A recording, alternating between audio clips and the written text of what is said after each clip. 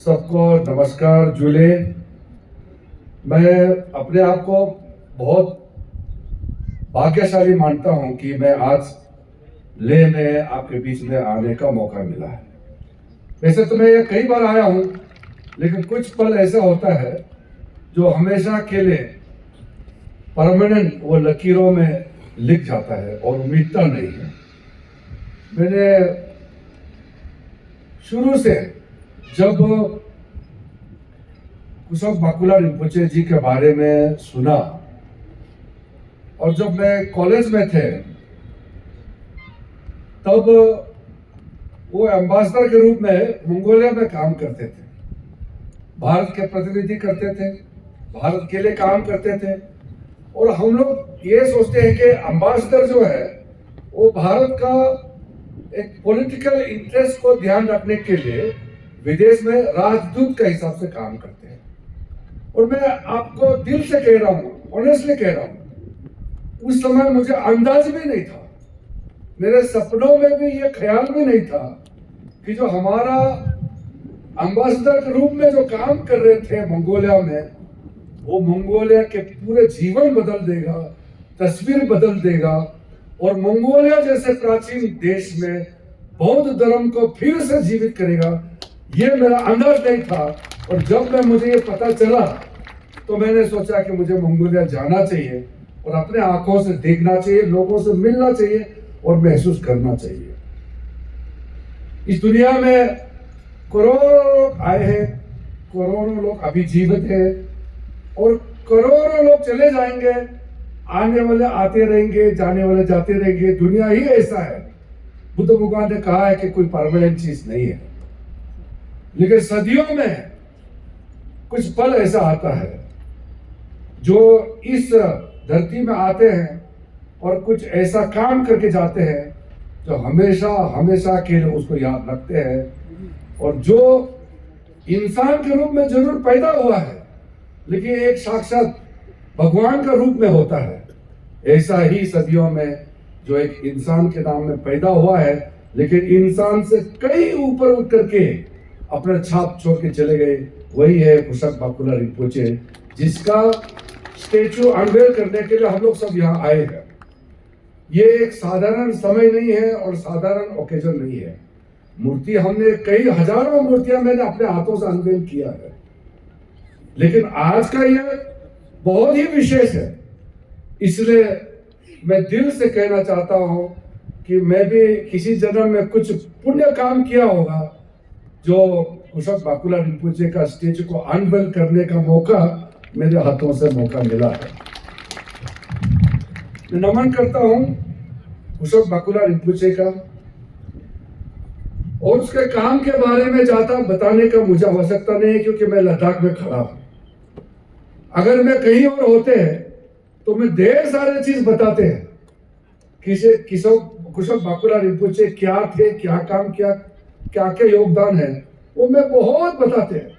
लेकिन लद्दाख में, लेह में तो आपको बताने का आवश्यकता नहीं है, मुझसे ज्यादा आप लोग जानते हैं। और जो अभी किताब जो हम लोग ने निकला है, उन्हीं का चेला, उन्होंने जो किताब लिखा है वो तो मेरा ख्याल से सब पढ़ेंगे ही, और उसके अलावा भी सबको मालूम है, इसलिए मैं बहुत ज्यादा तो नहीं कहूंगा।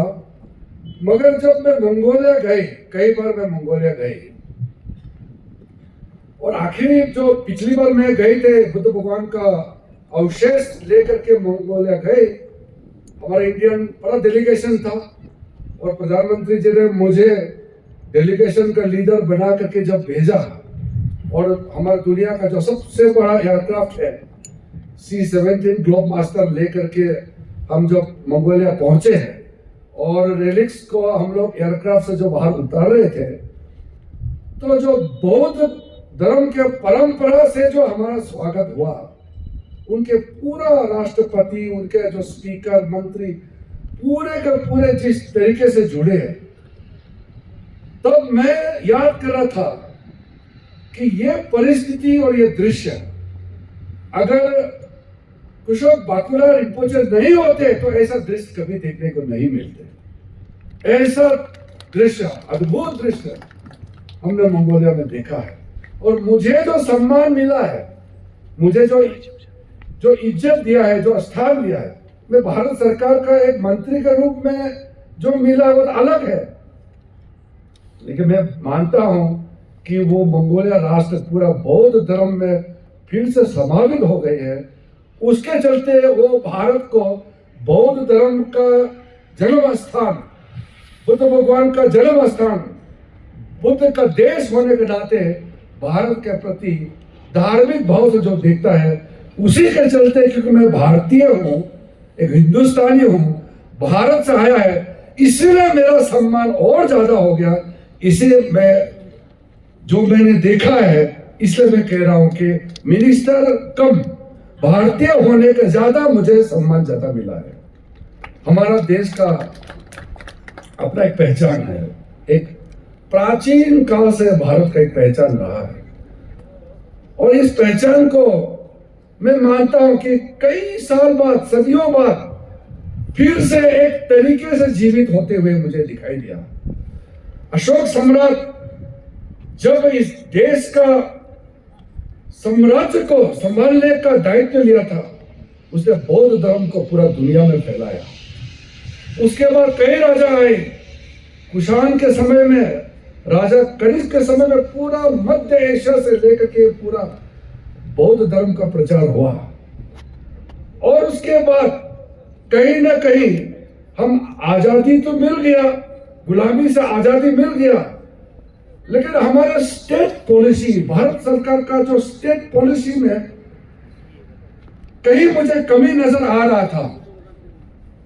लेकिन नरेंद्र मोदी जी जब इस देश का प्रधानमंत्री बना और पहली बार जब यूनाइटेड नेशन में भारत का प्रतिनिधि के रूप में भाषण दिया, वो लफ्ज मैं कभी नहीं भूल सकता। मैं एक बुद्धिस्ट होने के नाते से नहीं कह रहा हूं, मैं फिर से एक भारतीय होने के नाते कह रहा हूं। प्रधानमंत्री मोदी जी ने संयुक्त राष्ट्र में, यूनाइटेड नेशन में ऊंचे आवाज, बुलंद आवाज में उन्होंने पुकारते हुए कहा कि भारत ने दुनिया को युद्ध नहीं बुद्ध दिया है। हमने संदेश दिया है शांति का। और फिर से मोदी जी ने जो 12 तारीख बुद्ध पूर्णिमा, वैसाख के दिन में जो पाकिस्तान के साथ चलते हुए कॉन्फ्लिक्ट को सीज फायर करते हुए जब प्रधानमंत्री ने देश और दुनिया को संबोधित किया, तब उन्होंने बहुत महत्वपूर्ण वाक्य बुद्ध जन्म दिवस में जो कहा है वो समझने लायक है। प्रधानमंत्री जी ने कहा कि बुद्ध भगवान का संदेश है शांति कायम होना चाहिए, और शांति कायम करने के लिए अगर उस रास्ता में कोई बाधा आएगा तो वो बाधा को भी शक्ति से निपटते हुए शांति के रास्ता में जाकर के हम शांति स्थापित करेंगे। ये बुद्ध जन्म दिवस में, बुद्ध जयंती में, बुद्ध वैसाख पूर्णिमा का समय देश का प्रधानमंत्री का ये संदेश कोई छोटा मोटा मामूली संदेश नहीं है, और ये सिर्फ भारत के लिए संदेश नहीं है, ये पूरा दुनिया के लिए संदेश है। ये आतंकवाद जो चल रहा है, टेररिज्म जो चल रहा है, मारा मारी चल रहा है, धर्म को नाम को लेकर के गुमराह करके एक दूसरे के प्रति जो मारा मारी चल रहा है, उसको बंद करने के लिए बुद्ध के संदेश को लेकर जाना बहुत जरूरी है। वही मिडिल पाथ है, वही शांति का पथ है। यही बुद्ध भगवान ने कहा है, उसी संदेश को हमारा देश का प्रधानमंत्री जी ने दोहराते हुए आगे ले जाने के लिए संकल्प लिया है। हर धर्म शांति का बात करता है। हर धर्म का जो मूल रूप आप देखा जाएगा तो उसमें शांति का ही बात को कहता है, शांति का पैगाम लेके जाता है। लेकिन कुछ लोग धर्म को भी दुरुपयोग करता है, और धर्म का जो ग्रंथों में जो लिखा है उसका भी दुरुपयोग करता है, उसका भी मीनिंग को बदलते हुए गलत रास्ते में जाने के लिए प्रोत्साहित करते हैं युवाओं को, लोगों को। और हमारा देश में और दुनिया में आतंकवादी घटना और कई मारामारी घटना हमने देखा है, खून खराबा होते हुए हमने देखा है। इसको बंद करना होगा। कोई भी धर्म गलत बात बोलता नहीं है, लेकिन धर्म को अपने तरीके से मिसयूज करना, बेइस्तेमाल करते हुए अशांति फैलाना, इसको रोकना होगा। और मैं ये मानता हूं कि ये बुद्ध धर्म, जहां भी बुद्ध धर्म पहुंचेगा वहां शांति पहुंचेगा, ये भी मैं मानता हूं। और साथ साथ में मैं एक बौद्ध होने के नाते ये भी कहना चाहता हूं कि मैं तो भारत सरकार का मंत्री हूं, मेरे लिए हर धर्म बराबर है और होना भी चाहिए। हर धर्म बराबर होना चाहिए, हर धर्म को बराबर सम्मान इज्जत भी देना चाहिए। कोई किसी के प्रति घृणा रखने का आवश्यकता नहीं है। अगर मैं बौद्ध धर्म होकर के, बौद्ध धर्म को मानते हुए किसी और धर्म के प्रति घृणा रखेंगे, खराब बात बोलेंगे, तो इसका मतलब मैं सच्चा बौद्ध नहीं हूं। मैं हर एक इंसान को उसी नजर से देखता हूं जो मेरे घर के या मेरे देश के या मेरे धर्म के एक सदस्य हो। मैं सबको बराबर नजर से देखता हूं, लेकिन साथ साथ मैं ये भी मानता हूं कि बुद्ध धर्म जो है सिर्फ बौद्ध धर्म बोल के अपने आप को बौद्ध बोलता है, उसके लिए नहीं है। मैंने अपने वैशाख पूर्णिमा का दिन में भी कहा है कि जो भी शांति के पथ पर चलता है, जो भी भाईचारा का बात करता है और जो भी हमारे इस दुनिया में एक दूसरे से मिलजुल करके बैठने का बात करता है, करुणा का बात करता है, वो बुद्ध के रास्ते में चल रहा है, यही मानना है। बुद्ध ने और कुछ नहीं कहा, यही कहा कि हम सब इसी रास्ते पे चलना है। इसलिए मैंने दुनिया में जहां भी देखा है, भारत के प्रति जो इज्जत, जो सम्मान, वो एक तरीके से बुद्ध भगवान इस धरती में, इस पवित्र धरती में जन्म लिया है, इसलिए हमारा देश को एक गुरु के नजर से देखते हैं, एक स्पिरिचुअल लैंड के नजर से देखते हैं। मैंने बुद्ध भगवान का रिलीजियस लेकर के अभी अभी वियतनाम गए हैं, और वियतनाम में अभी भी हमारा बुद्ध अवशेष अलग अलग स्थानों में जा रहे हैं। शायद अभी हानोई में उनके राजधानी में पहुंचने वाले हैं।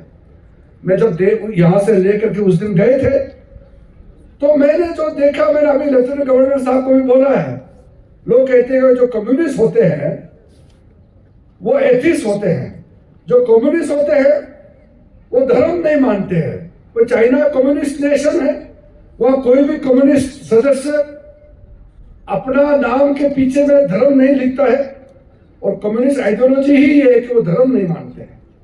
और वियतनाम एक कम्युनिस्ट देश है, और जब मैं बुद्ध भगवान का अवशेष लेकर के हो ची मिन्ह सिटी पहुंचा, और जब वहां इंश्राइन किया, स्थापित किया अवशेष को, तो मैंने जो दृश्य देखा है, मैं इसको चुपचाप नहीं बैठ सकता हूं, इसलिए आपको बताना ही पड़ेगा कि वियतनाम का राष्ट्रपति, वहां का नंबर 1 हो ची मिन्ह का पुलिट ब्यूरो मेंबर, वहां का नंबर 1 जो हेड होते हैं, गवर्नर होते हैं, और पुलिट ब्यूरो में टॉप रैंकिंग वाले कम्युनिस्ट लीडर, सारे के सारे टॉप लेवल मिनिस्टर्स मेरे साथ में बुद्ध अवशेष के सामने में पूजा करने के लिए, नमन करने के लिए सब वहां सामने में पहुंच गए। सबने एक साथ माथा टेक करके बुद्ध का अवशेष का प्रार्थना किया है। यह मामूली दृश्य नहीं है, थोड़ा सा जो गहराई से सोचेंगे तो आपको पता चलेगा इसका ताकत क्या है। ऐसा नजारा, ऐसा परिस्थिति मैंने कल्पना कभी नहीं किया था, मैंने इस बार देखा है।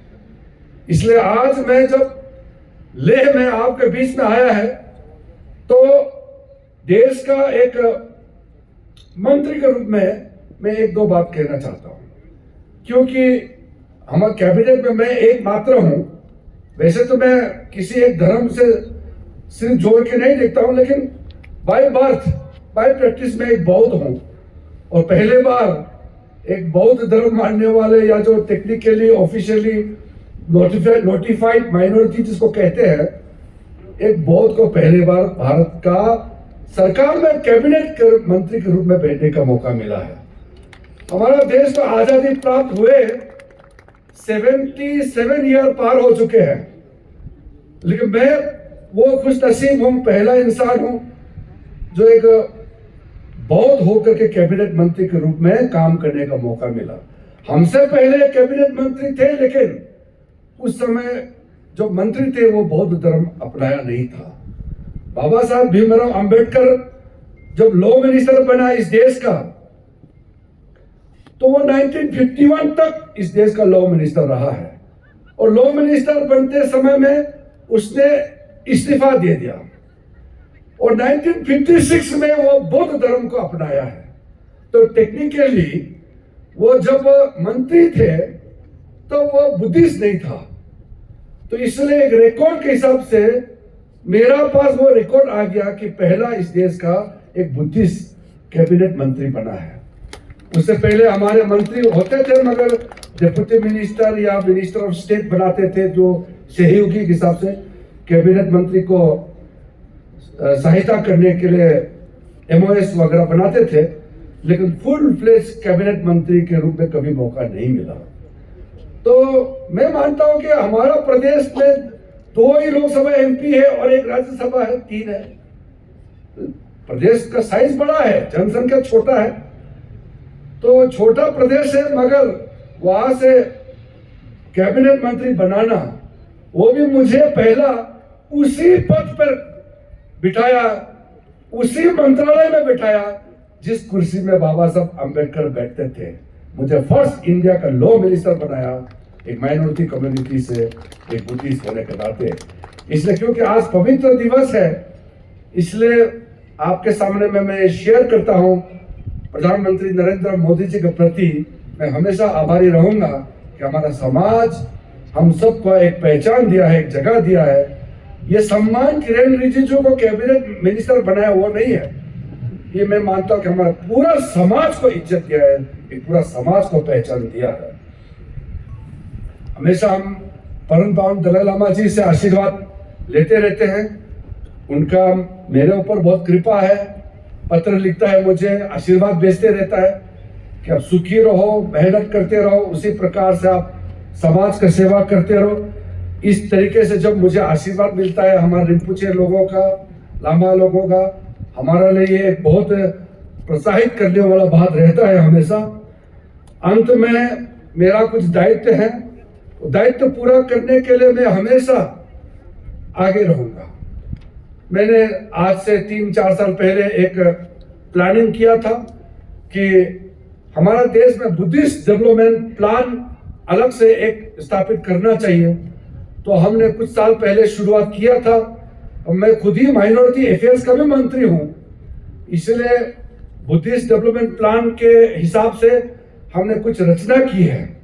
और मैंने अभी हिमालयन बुद्धिस्ट काउंसिल का बैठक हुआ था, उसमें लद्दाख से भी काफी लोग आए, तो मैंने उसमें कह दिया है कि लद्दाख से लेकर के अरुणाचल प्रदेश तक और देश में और भी हमारा बौद्ध जो धर्म मानने वाले और बौद्ध संस्थाएं हैं, हिनायन, महायान, वज्रयान, सब लोग, सबको मैंने कहा है अपनी तरफ से कि आपका मोनेस्ट्री में कोई संस्था होगा, ऑर्फेनेज सेंटर होगा, कल्चरल सेंटर होगा, लाइब्रेरी बनाने का बिल्डिंग जरूरत होगा, इवन खेलने के लिए।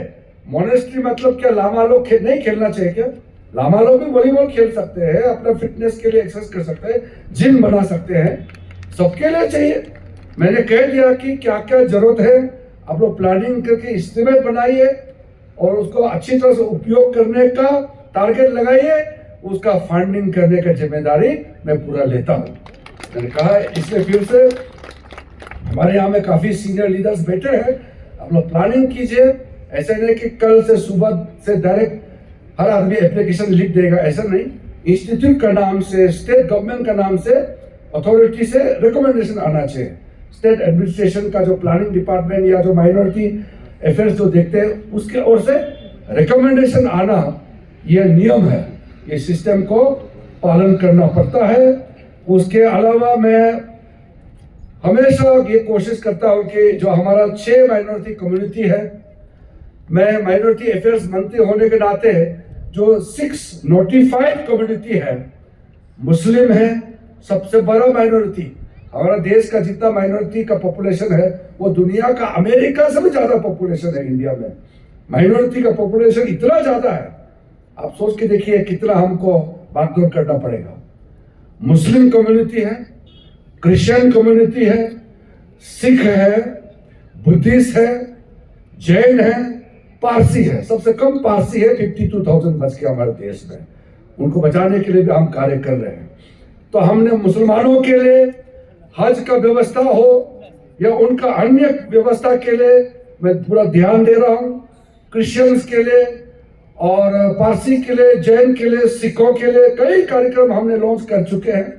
तो मेरा जो 6 माइनॉरिटी कम्युनिटी जो अल्पसंख्यक समुदाय है उनका व्यवस्था, उनका अच्छाई के लिए प्रधानमंत्री मोदी जी ने जो जिम्मेदारी दिया है उस हिसाब से मैं पूरा 6 कम्युनिटी के लिए मैं काम कर रहा हूं। और साथ साथ मेरा जो बड़ा जिम्मेदारी है पार्लियामेंट्री अफेयर्स, उसके नाते भी मैं हमेशा कोशिश करता हूं कि हमारे ये जो माइनॉरिटी कम्युनिटीज का प्रतिनिधि अच्छा हो, जगह जगह उनको अच्छा जगह मिले, देश और दुनिया में उसका पहचान मिले। मैं ये कोशिश करते रहूंगा और आगे आपका इस तरीके से प्यार, मोहब्बत, आशीर्वाद मिलते रहेंगे तो हम और आगे काम करेंगे। मैं फिर से बहुत ज्यादा समय नहीं लेते हुए आपको तहे दिल से मैं शुक्रिया अदा करना चाहता हूं, धन्यवाद प्रस्ताव करना चाहता हूं कि आपने आज मुझे मिला है।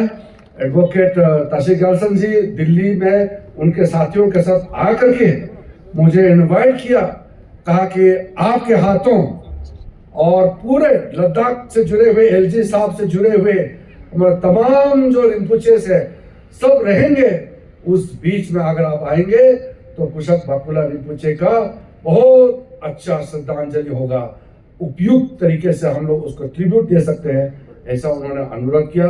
और मुझे यहाँ इतना अभी हमारा व्यस्त कार्यक्रम चलते हुए भी आपके बीच में आने का मौका मिला। मैं मानता हूँ कि बुद्ध भगवान का आशीर्वाद है तभी मैं आपके बीच में आने का मौका मिला। रिपुचेला का आशीर्वाद है, भव्य इतना खूबसूरत यहाँ जो मूर्ति खड़ा है ये सिर्फ देखने के लिए मूर्ति नहीं है, ये मूर्ति हमको इंस्पायर करते रहेंगे, हमको आगे काम करने के लिए प्रेरित करते रहेंगे।